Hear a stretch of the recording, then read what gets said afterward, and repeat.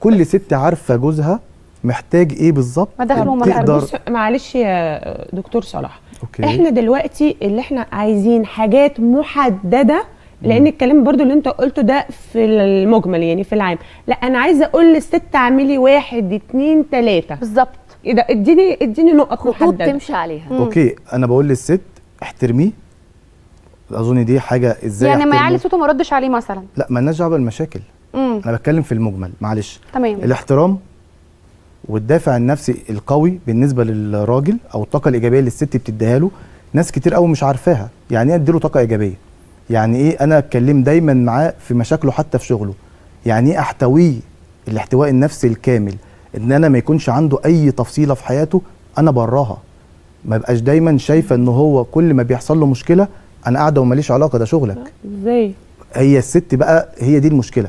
فمن هنا بقول اهم حاجه الاحتواء النفسي، اللي تبقى رفيقه درب مش مجرد زوجه. يعني هي مش يعني بصي خلينا نقول ان هي مش في شركه بتأدي وظيفه، لا ده هي اساسا صاحبه الشركه. وممكن بعد كده نبقى نشرح يعني الزواج بشكل عام هو الشركه عامله ازاي ما بين الاثنين.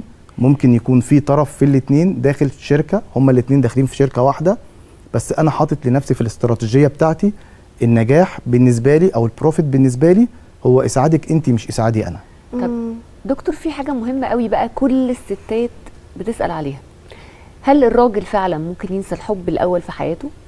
لان كل ست بتتجوز وتبقى خايفه يرجع بقى لخطيبته الاولانيه او يفتكر حب الجامعه ويحس ان حاجه على كف عفريت طيب الحب الاول لو كان حب بجد ما بيتنسيش، ولكن بيتجاهل. بيتنسي والله. لا بيتجاهل. والله بيتنسي. لو لا، ما هو لو حب الانسان هو اللي بيتغير. يعني انا بحب لعبتي بتاعت زمان. أيوة. هل انا اتغيرت ولا قلبي اللي اتغير؟ لا، هو انت فكرك اتغير. تمام. أيوة. بس هل هو بقى كان حب؟ اصل كل الناس النهارده بتصنف حب الجامعات او حب المراهقه بالنسبه له كان حب. تمام، فهمت. لا، الحب اللي بجد اللي احنا بنتكلم بقى عليه ممكن يقابل في ال60 سنه. انسان اتجوز ارتبط وعاش حياه وخلف، ويقابل الحب في حياته وهو عنده 60 سنه. يعني انت عايشه مراحل الخطر حياتك كلها. لسه شوف تخيلي. يعني طبعا موضوع صعب طبعا. لكن احنا بقى بنقول ايه؟ هل هينسى حبه الاول؟ طب هو ده كان حب فعلا؟ طب احنا صنفناه حب بيزد على ايه؟ اعرف منين؟